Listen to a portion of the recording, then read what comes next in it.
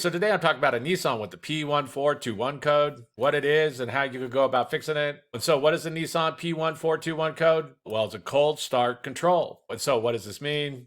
Well, basically, many modern vehicles have what's called a cold start emission reduction system that just helps the engine to quickly warm up, which is going to activate the catalytic converter and help to reduce emissions much quicker than it usually does. But when you get this P1421 code, the computer's seeing a problem inside this system, and so it's going to have to be troubleshooted to know why. And there's going to be a series of steps that happen for the P1421 code to be set. The exact steps can vary a bit between Nissan models, the computer software, and things like this. But basically, when the engine starts up and the engine coolant temperature sensor reports that the engine's cold, the computer is going to do a series of adjustments to the timing. It's going to speed up the idle. It's going to slightly modify the fuel mixture and different things like this, which is going to help the engine quickly warm up. But if there's a problem with any of this, for example, say that the O2 sensors aren't reporting back the right information that the computer wants to see, then the computer is going to set this P1421 code.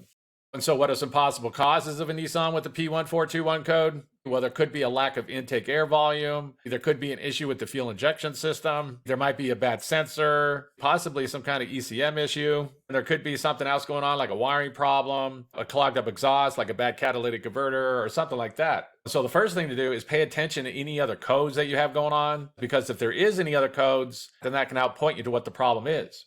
For example, say that the engine coolant temperature sensor, it's gone bad or it's having some kind of problem and it's reporting bad information back to the computer, then the computer is going to get bad information and that's just going to throw everything off. Usually if that happens, you'll get another code like a P0119 code or something like that, engine coolant temperature sensor 1, circuit intermittent. If you were getting that code, then it's a good idea to go check out the engine coolant temperature sensor. If you have a scan tool, you can just go and check and see what the temperature it's reporting to the computer is. You could do this while the engine's cold, be sure it's inside the right range, and then you can start the engine, let the engine warm up, and check to see if this changes. Also, any kind of air restriction going into the intake, that's also going to cause problems. So be sure to check the air filter and make sure it's not all clogged up. It's also a good idea to go check out the throttle body and be sure it's not dirty. If these throttle bodies, if they get really dirty, they could get a lot of buildup on them and things like that. And if that happens, that can just throw everything off. It could throw off sensors and different things like this and just cause issues. If it does look really dirty, you can go and get what's called throttle body air intake cleaner and just spray inside there and clean it up. You can use like a small rag or something like that and just clean it up real good, because a dirty throttle body can cause problems. So it's a good idea to go and check that out. If there's any kind of problems with the fuel injection system, then that can also cause this problem. Of course, again, usually you'll be getting other codes. You'll be getting like fuel injector codes or something along those lines. This is also true with any kind of bad sensor that's gone bad. For example, like a bad mass airflow sensor.